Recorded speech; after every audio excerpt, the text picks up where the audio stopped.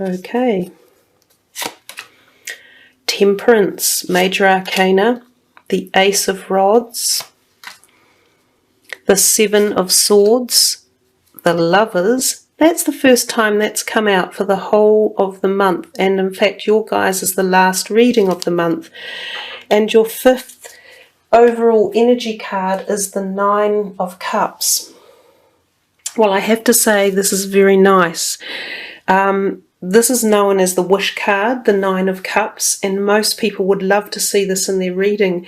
And the fact that you've got this as the overall energy tells us that January or February for you guys, just coming out of your birthday energies, could well be very favourable. And if you've set any intentions in place during the time of your birthday, it feels like the universe is allowing some of that to come through, because you also have an ace in here as well. You've got this beautiful Lovers card over here. Let's work our way through. So we start the first week roughly with this Temperance. She is sort of an androgynous angel, but we've got this angel light, this celestial stone in here. So there's definitely angelic helpers around you. Some of you may find support from the angelic world or the higher vibration energy fields.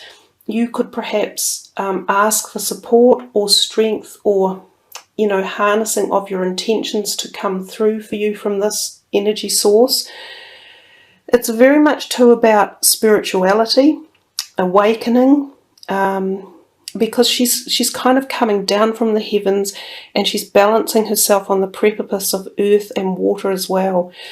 It is about balance, so there's a degree of balancing your psyche and your physicality and your emotional, and twining them all in together to get the flow of life moving. And it does feel like this flow is going to sort of take place. The fact that she pours water from one cup to another talks to us about the balance required, and I think of balance too in diet and things that you take on board in your body, so fluids as well, and any drugs or alcohol, that type of stuff. But we definitely see her as highly spiritually intertwined. So there's something at the beginning of your month that kind of really gets deep with you and sets alight something which is part of who you are and the journey you're going on. We come to this second week and we have this wonderful Ace of Rods, which is again about newness. This is a creative one, so sometimes associated with careers. So some of you may be looking for new jobs. This would be a time when you might find interviews coming into place. If you are seeking new jobs, get your CVs up, get them really highly specced up, and push yourself out there and get into that workplace, because this Nine of Cups as well, sitting sort of over these two, saying we'll help you, we'll help this come into action. There's a degree of satisfaction in this guy's face. He's quite smug because a lot of what he wants is kind of happening. It's in the mind, creativity, it's coming to you, it's not fully developed, so its direction is going this way, almost as if something you've had, ideas that you've had before, like earlier in the year or even maybe last year, you're still working on, and they're coming to fruition. If we look at this card, the third week, we see the Seven of Swords, and this one is a little bit about not fooling yourself and watching people around you. Sometimes there are people who may not be totally honest in your group of friends or your work colleagues or the family members. Just keep an eye out for that. Sometimes this can be tentative arguments waiting in the off rings, and it's like pay heed to what's going on behind your back. Make sure you're not doing anything wrong. Cross your T's and dot your I's. Check anything that you are having legal documents with or signing anything for. If you are uplifting bank loans or mortgages or investing, make sure they're solid and sound and worthy. Also, this can be thinking, what direction do I go and which way should I go? This can be about not knowing for sure if you're taking the right direction. So think twice about any big plans you're making and check them, and go with your gut feeling as well. So be intuitive about it and make sure that you are addressing all points before making any big decisions. But again, we've got him down here sort of, and Temperance, overseeing the general essence and energy. And we come to the 4th week and we see the Lovers card, and so many people love to see this card in a reading for various reasons. We can say straight off it often indicates physical romantic relationship, and sometimes this is a new relationship. So some of you may meet new partners. And the other thing that it can be is that they're very committed to each other, and this can be almost what we call the soulmates coming in. So it could be a very special, intense relationship, and it could be someone that you cherish for a very long time, who supports you and helps your growth journey and who you are and where you're going in life. The other thing that it can be businesses. This can be a business partner that is a great partner for you and that will be a very successful business. So there's that to think of. One of the other aspects of the card that can turn up at some times is this can be the card when affairs are around. So sometimes there's a third person involved and you can't quite make up your mind which person you want to be with. So sometimes this is about making choices and planting, your feet firmly on the ground as to which direction and which person you want to be with. But overall, it's considered very positive. It's full of love. And it can be physical love and romance as well. Another thing, it's a card of fertility. So this could be a time when conception can occur and pregnancy. So if you don't want that, you'd have to be careful. This is really strange. Nearly every single zodiac sign for the month of February has had some sort of fertility signs in it. So whether or not we're going to see a population boom in 9 months, I'm not sure. We've talked about this overall energy card. He is divine.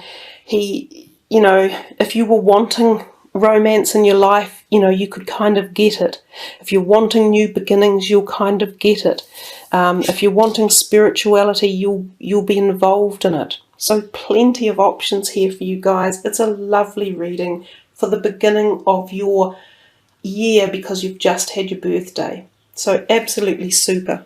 Let's put these away and do your final card, which is a chakra card, and see what final message the universe has got for you guys for February, for Capricorns. What last message are we going to pass along to them? Grounding, nature, presence, practicality and stability. And this is so much you. This is Capricorn. That comes to you from the base chakra, and that's your energy, grounded to earth. And I will just read to you what the card is all about. Bring your presence to this moment. Honor what is. Anchor what you dream to be with a grounded connectivity. Perched on a grassy knoll, a young man enters reflective communion with one of our greatest earthly teachers, the energy of trees. As his eyes search for meaning in past mistakes and future possibilities, the roots of the tree call him to bring his presence to the wonders of what is. Just beyond his searching gaze, the crane takes flight, reminding him that each moment offers the opportunity to be born again and to bring forth fresh creation. If he turns just slightly, he will see it and remember, now is always our greatest point of power. And I love that saying, there is no past, there is no future in the past. And they've been talking about the oak tree and the forest, and you had this massive oak tree handed to you. So here's the message. A dream is like a seed held in our hand. It may contain infinite possibilities, but in order to grow, it must be planted. We may have all the right ideas, but to realize our potential, we must learn to anchor our visions into our bodies and bring our genuine presence into the moment in very real and grounded ways. Sometimes we can become so caught up in our projections of the future or recycled tapes from the past that our energy is literally absent from the moment we are in. Our mind pulls us this way, our hearts pull us that, and our actions become scattered and ineffective. Like a tree whose roots are dug up each day, we have no chance to genuinely grow, build, and create that which we desire. This card is an invitation to begin experiencing the energy of grounding by bringing our presence to the moment in the simplest ways. To start with, take time to be in nature, to walk barefoot on the grass. You had so much of this, barefoot on the grass, you had nature all around, quite connected, guys. Stomp your feet and bring the energy down from your busy mind into your body. Notice what each of your senses experiences in each moment. Feel your feet grounded down and genuinely connect with the pulse of Mother Earth. Being grounded helps us feel stable and balanced in our life. It infuses our movements with a quiet strength and enables us to anchor our visions into physical form with practical, reliable action. So Capricornian.